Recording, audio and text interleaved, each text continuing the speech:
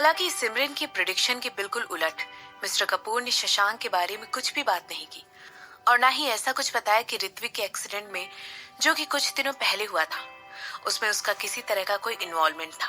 बल्कि उन्होंने कभी भी मीडिया के किसी भी आदमी के साथ किसी तरह के इंटरव्यू को अवॉइड किया। ऑफ कोर्स जो लोग मीडिया से ताल्लुक रखते थे वो इस मैटर की बहुत रिस्पेक्ट करते थे, इसीलिए उन्होंने धीरे धीरे एक्सीडेंट के बारे में बात करना बंद कर दिया था। ये एक अनएक्सपेक्टेड रिस्पॉन्स था और सिमरन अंत में अपना सर हिलाकर रह गई थी। हो सकता है शायद मिस्टर कपूर को इस बात से कोई सीख मिल गई थी, या फिर उन्होंने जो कुछ भी सोचा था, जो भी हुआ था और मेन वाली कपूर ब्रांच के साथ हुआ था, उसके बारे में ज्यादा ही छानबीन कर ली थी। या फिर हो सकता है उन्होंने स्मार्ट होते हुए फाइनली किसी ऐसे इंसान की बात मान ली थी और अपना बेवकूफी से सोचने वाला तरीका छोड़ दिया था। चाहे बात कुछ भी हो, सिमरन अकेले उन लोगों पर फोकस नहीं करना चाहती थी। आखिरकार उसका अपना एक बिजनेस था जिसे उसे चलाना था, साथ ही उसे अपनी एक ग्रैंड वेडिंग प्लान करनी थी। इन सब चीजों की वजह से सिमरन ने अपने कदम पीछे ले लिए थे और साइड लाइन की तरफ देखने लगी थी। उसने डिसाइड किया कि अब कुछ भी नहीं करेगी, बल्कि लोगों से कहकर कपूर फैमिली पर नजर रखेगी। उसे पता था कि कोई ना कोई ऋत्विक का साथ दे रहा है और वो देखना चाहती थी कि अगली वो कौन सी ब्रिलियंट चाल होने वाली है जिसके साथ अब वो आदमी आने वाला है। सिमरन और सुशांत अपने बिजी स्केड्यूल के साथ वापस काम में लग गए और अपने बिजनेस पर फोकस करने लगे। शशांक सिमरन को एक बहुत ही शानदार शादी का एक्सपीरियंस देना चाहता था और वो इस बात को पूरी दुनिया में अनाउंस करवा देना चाहता था। इसी वजह से उन दोनों का हेक्टिक स्केड्यूल और ज्यादा हेक्टिक हो गया था। फिर भी उन दोनों को एक साथ स्पेंड करने के लिए टाइम मिल जाता था। एक वेडिंग? ईशान ने तुरंत अपनी आईब्रो को उठाते हुए पूछा। जैसे ही उसने अपने आदमी का एक्सप्लेनेशन सुना और वो लोग इसे जनवरी में करना चाहते हैं, तुम्हें क्या लगता है वो प्रेग्नेंट है? बूढ़ा आदमी चुप होकर अपनी चिन खुजाने लगा। वो गहरी सोच में पड़ गया और पूछने लगा, क्या ये सेम टाइम था जब अजय मालदीव्स गया था और उसने शशांक वर्मा से पंगा लिया था? ये चेयरमैन, उस आदमी ने जवाब दिया। उस बच्चे की एरोगेंस ही वो वजह है जिसकी वजह से हम उसे अपने एम्पायर का वारिस नहीं बना पाए, ईशान ने जोर से कहा। और उन लोगों का क्या जो शशांक के बारे में कुछ इन्फॉर्मेशन निकालने की कोशिश कर रहे थे? क्या उन लोगों को पता चला कि कौन ऐसा आदमी है जो उसके अतीत में झांकने की कोशिश कर रहा है और उसके बारे में पता लगाना चाहता है? वेल, ऐसा लग रहा है जैसे वर्मा फैमिली के बहुत सारे दुश्मन हैं जो अपने ट्रैक में छुपने में माहिर हैं और उन लोगों ने ऑलरेडी शशांक को स्पॉट कर लिया है, उस आदमी ने जवाब दिया। चेयरमैन साहब, क्या मैं इस मामले में अपनी आवाज उठा सकता हूँ?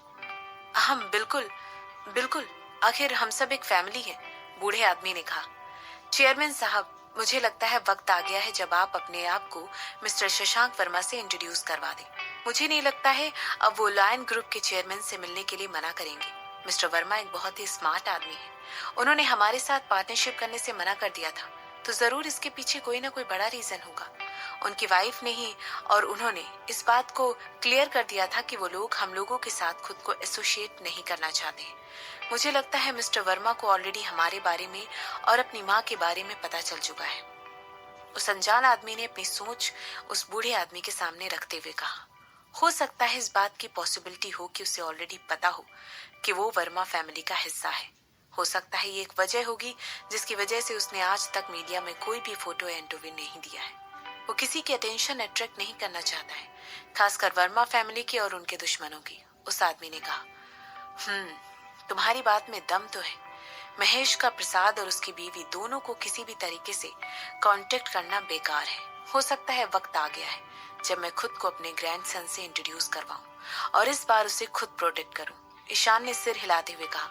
उसके चेहरे पर एक अलग ही एक्सप्रेशन दिखाई दे रहा था, मगर वो तुरंत ही चला गया और उसकी आईब्रो एक बार फिर उठ गई। आपने मेंशन किया था कि वर्मा फैमिली के बहुत दुश्मन हैं, उस आदमी ने पूछा। ये चेयरमैन, इतने सारे साल उन लोगों ने इस इंडस्ट्री में काफी लोगों को ऑफेंड किया है। मुझे उन लोगों के बारे में कुछ भी नहीं पता चल पाया जो लोग मिस्टर शशांक वर्मा के अतीत के बारे में खोजने की कोशिश कर रहे थे। यहाँ तक कि मुझे यकीन नहीं है कि वो वर्मा फैमिली का ही कोई आदमी था। मुझे बस इतना पता है कि वो लोग इसके बारे में और ज्यादा जानकारी लेना चाहते थे, उस आदमी ने कहा। आई सी, बूढ़े आदमी ने अपना सर हिलाया और उसके बाद अपने हाथ में पकड़े हुए एक औरत की फोटो को देखकर उसके चेहरे पर एक अजीब सी स्माइल आ गई थी। न जाने क्यों वो उस फोटो को देखकर एक अलग ही माहौल में चला गया और कुछ सोचने लगा। उसने अतीत में एक गलती की थी और उस बात की पुष्टि करना चाहता था कि एक बार और वो ये गलती अपने ग्रैंडसन के साथ ना दोहराए। ठीक है, एक बार चेक कर लेना क्या हम शशांक वर्मा के साथ एक मीटिंग अरेंज करवा सकते हैं। ट्राई करना अगर तुम उसके लोकेशन के बारे में आने वाले हफ्तों में पता लगा सको तो। मैं चाहता हूँ ये कोइंसिडेंशियल मीटिंग होनी चाहिए। नॉर्दर्न हाइट्स के एक रेस्टोरेंट में, जो कि उदयपुर की सबसे महंगी लोकेशन थी। ये जगह रियल एस्टेट इन्वेस्टमेंट के लिए बिल्कुल परफेक्ट है। हर्ष ने सिमरन की तरफ मुस्कुराकर देखते हुए कहा। इस समय उसकी आंखें इस रेस्टोरेंट के मेन अट्रैक्शन, जो कि एक खूबसूरत गार्डन था, उस पर टिकी हुई थी। इसके बाद वो सिमरन से पूछने लगा, क्या तुम लंच के लिए कुछ ऑर्डर नहीं करना चाहोगी? मेरी 5 घंटे में एक फ्लाइट है। मेरे पास वाकई में लंच के ऊपर रियल एस्टेट की बात करने का टाइम नहीं है, सिमरन ने सीधे सीधे पॉइंट पर आते हुए कहा।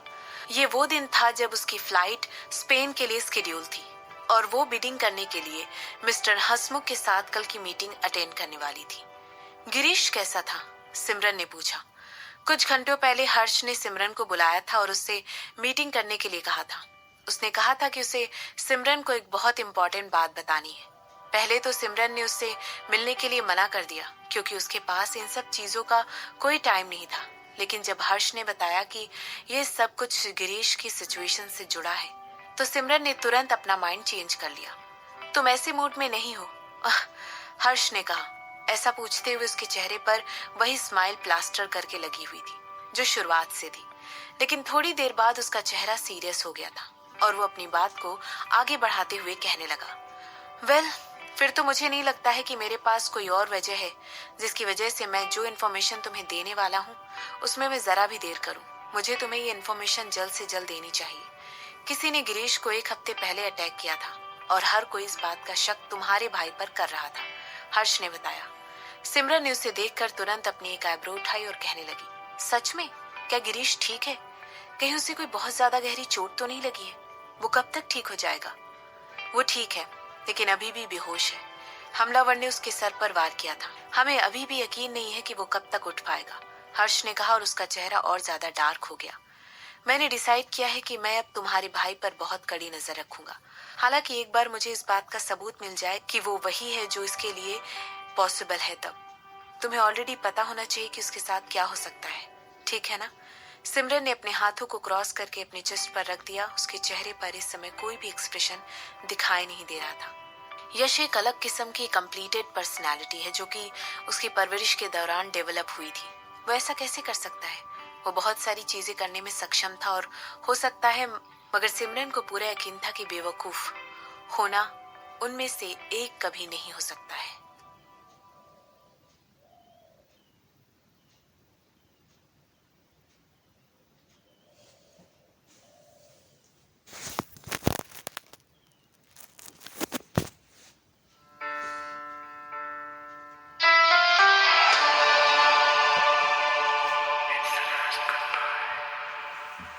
बिल्कुल किसी और देश की तरह ही स्पेन ने भी फॉरेन कंस्ट्रक्शन कंपनी इसके लिए अपने दरवाजे खुले छोड़े थे और उन लोगों को इंफ्रास्ट्रक्चर प्रोजेक्ट्स के लिए बिड करने के लिए अलाउड कर दिया था। लेकिन इनमें से कुछ इंफ्रास्ट्रक्चर प्रोजेक्ट्स पर अभी भी रोक लगी हुई थी।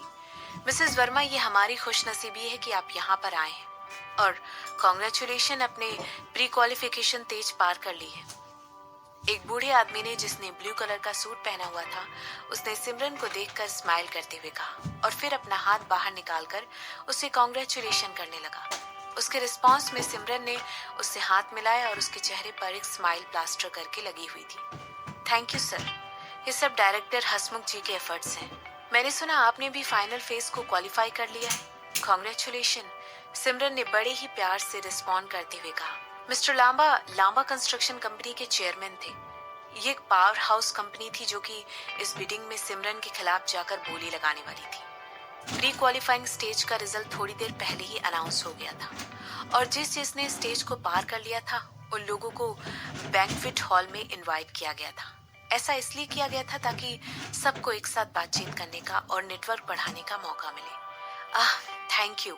और ऐसा इसलिए हुआ है क्योंकि मेरे बगल में एक जीनियस इंसान खड़ा हुआ है, मिस्टर लांबा। मिस्टर लांबा हंसकर कहने लगे। हंसते वक्त उनके चेहरे पर काफी झुर्रियां पड़ रही थी और फिर उन्होंने मुस्कुराते हुए कहा, ये सब कुछ मेरी बेटी की वजह से हुआ है। मैं इसके बारे में काफी सुन रखा है। आप बहुत खुशकिस्मत हैं कि आपकी इतनी जीनियस बेटी है, सिमरन ने कहा।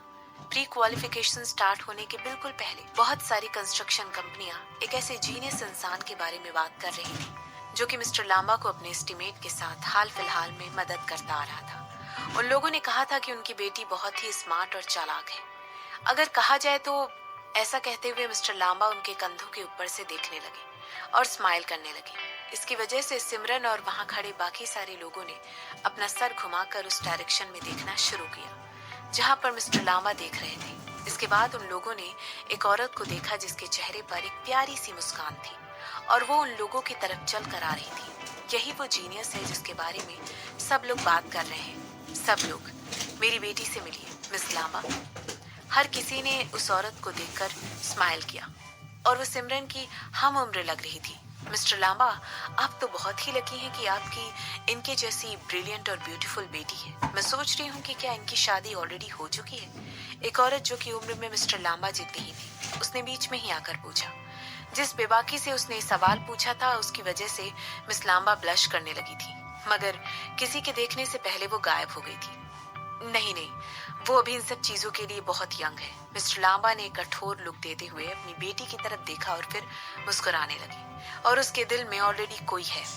क्या मैं सही कह रहा हूँ मेरी प्यारी बेटी? मिस्टर लांबा ने पूछा। मुझे नहीं लगता है कि यहाँ पर डिस्कस करने के लिए मेरी लव लाइफ कोई अच्छा टॉपिक है पिताजी। मिस्टर लांबा की बेटी ने ऐसा दिखाया जैसे कि वो अपने फादर को डांट रही थी और इसकी वजह से वहां पर खड़ा हुआ आदमियों और औरतों का ग्रुप जोर का ठहाका मारकर हंसने लगा। आह, जरा देखो तो मिस्टर लांबा को, उनकी खुद की बेटी ही डांट रही है। एक आदमी ने हंसते हुए कहा। मुझे तो इनकी जैसी ही बहू चाहिए। मिस लांबा सिंगल और अवेलेबल है। हो सकता है मैं आपको अपने बेटे के साथ, एक आदमी ने कहने की कोशिश की।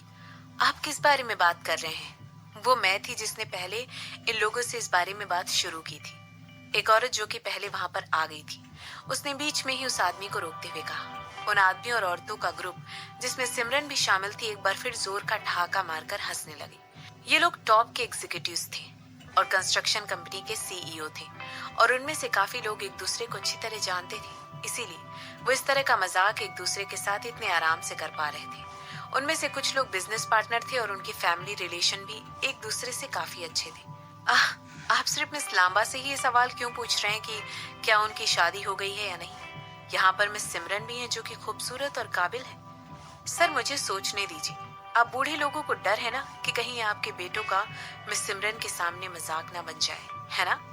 एक आदमी जिसे सिमरन पहचानती थी, उसने तुरंत कन्वर्सेशन को ज्वाइन कर लिया और उसकी बातें सुनकर वहां पर सारे लोग खड़े होकर उसकी हाँ में हाँ मिलाने लगे। आह, ये आप कैसी बात कर रहे हैं सर? मिस सिमरन तो ऑलरेडी शादीशुदा है। जो औरत ऑलरेडी बातें कर रही थी उसने कहा। ओह, आप तो। उस आदमी ने तुरंत अपनी आईब्रो उठाई और सिमरन की तरफ देखते हुए अपनी वाइन के गिलास में से खून भरने लगा। सिमरन उसे देखकर मुस्कुराने लगी और हाँ में सर हिलाने लगी। उसे लग रहा था कि ये लोग कुछ ज्यादा ही चालाक हैं, जबकि सिमरन ने शशांक के साथ अपनी शादी को किसी के सामने अनाउंस नहीं किया था।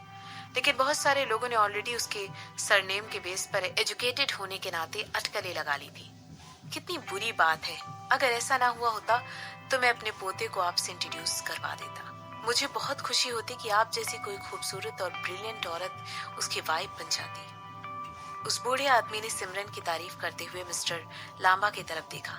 बीच में कूदने के साथ साथ उसने मिस लांबा से ये भी पूछ लिया था कि क्या वो सिंगल है। सिमरन की शादी का टॉपिक तुरंत भुला दिया गया और तभी लोग दूसरी बातों के बारे में बात करने लगे थे। उनके जोर से हंसने की आवाज अभी भी उस जगह पर गूंज रही थी। ऐसा लग रहा था कि उन्हें एक के बाद एक टॉपिक मिलते जा रहे थे और वो लोग गॉसिप करते जा रहे थे।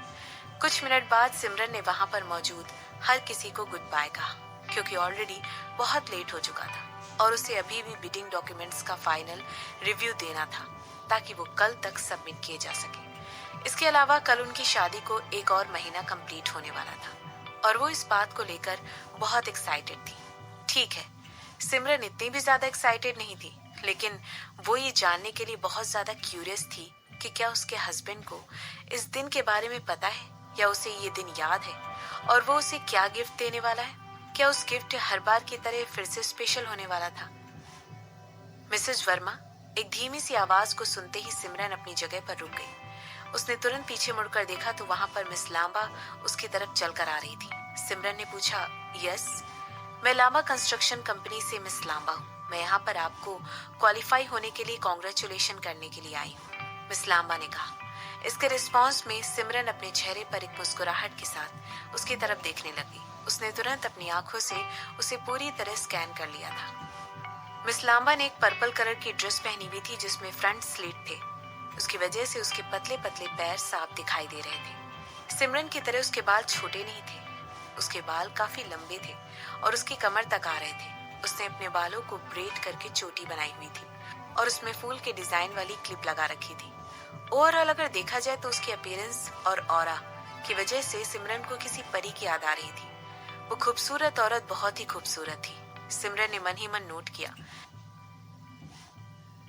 सिमरन को खुद काफी सारे लोग एक ब्यूटी के तौर पर ऐड करते थे, लेकिन वो इस बात को झुठला नहीं सकती थी कि मिस्टर लांबा की बेटी उससे भी कहीं ज्यादा खूबसूरत थी। सिमरन को अपनी खूबसूरती उसके सामने कुछ भी नजर नहीं आ रही थी।